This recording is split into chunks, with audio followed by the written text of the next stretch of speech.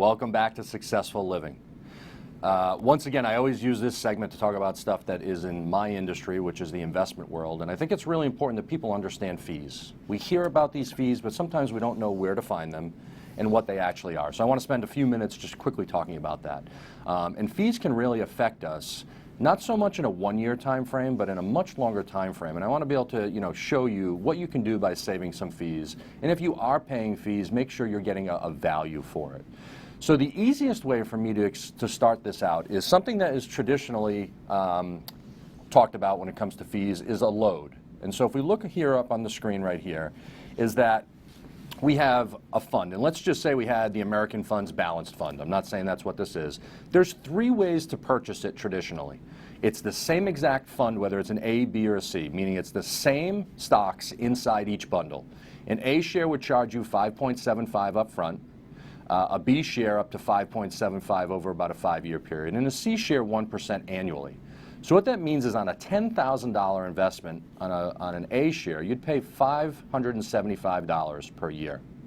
So now the next part of it here is the fund expenses. When you pay that A share, again, it's the same investment. You pay 1% annually for the management, and the management is the buying and selling of the stock under the umbrella of the mutual fund. The same exact thing is done in a B share, but they're paying 1.20. And in a C share, 1.40. So in summary right here, if you were to hold it long term, an A share would be the cheapest, but you're paying up front. A B share would be right in the middle, and a C share would be the most expensive because you're paying 1% annually, usually up to 10 years, and you're paying the largest internal expense. So I think it's very important that we understand the way the mutual fund traditionally worked. And now what we want to see is more, I'd say over the last 10 years, we've transitioned into a retainer fee. And so on our next slide, common structure of fees, our number one is you have advisory fees. An average fee for $1 million investment is 1.02. If it's below that, it can actually be as high as, I believe, 2.5–3%, but you'd see an average of about 1.25. You want to understand actually what you're paying for the advisor. Are you getting financial planning? Are you getting investment help? What does that 1.25 represent? And then number two, the management fee.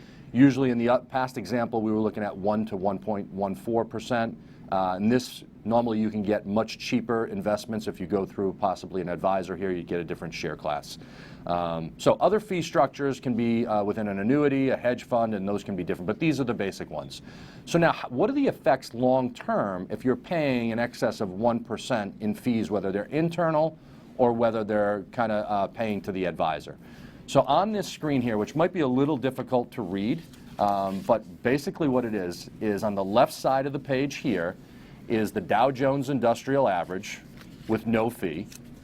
And it shows someone who has $500,000 initially, and from 2003 to 2019 they invested their money. Well, in 2019 they had $1.7 million. The next side on the right is our percentage gain or loss, which is exactly the same. But now we're going to say that, let's say the internal fee or some other fees that you might be paying are 1.1%. We've taken that away. At the end of the period of time in 2019, there's $1.4 million. Almost, or it's actually over $250,000 over 15 years is actually what we're looking at for a difference. So I think when we see this, we need to realize, what does that 1.1 represent? So hopefully you can understand that right there. Fees do have a long-term large impact. The cheapest way for a client or for an investor to manage money is sort of like at Vanguard, where you pay 0% up front. You can buy exchange-traded funds, which is just like buying the S&P 500 large cap, mid cap, or international. That's the cheapest way to go. Whatever you do, know your expenses, know where to find them. We're going to answer a viewer question on our return here. Stay tuned. Welcome back to Successful Living. We have a viewer question. This comes from Susan in Wakefield. Asked, I have a joint account with my children, and am I taking any risk in doing this? This has got to be the most common question I have among clients, and the answer is yes, you do. I usually say depends at this point, but yes, you do. So a lot of people I say, if you have a joint account, You're doing it for the ease of letting them go to the bank for you or whatever it may be. However, that being said, the risk that you're taking is if they ever had creditors, that money is available to their creditors. And people say, hey, my kids are fine. But the idea is if they ever got sued for a car accident or anything like that, that money is theirs. So make sure you don't keep a lot of money in that, possibly talk to an estate planner in doing that. On today's show, we talked about teamwork, how that works. We also talked about PMI and trying to alleviate that. And then finally, just being aware of your investment expenses. So we appreciate you being here today. We look forward to seeing you next week on Successful Living. Thank you.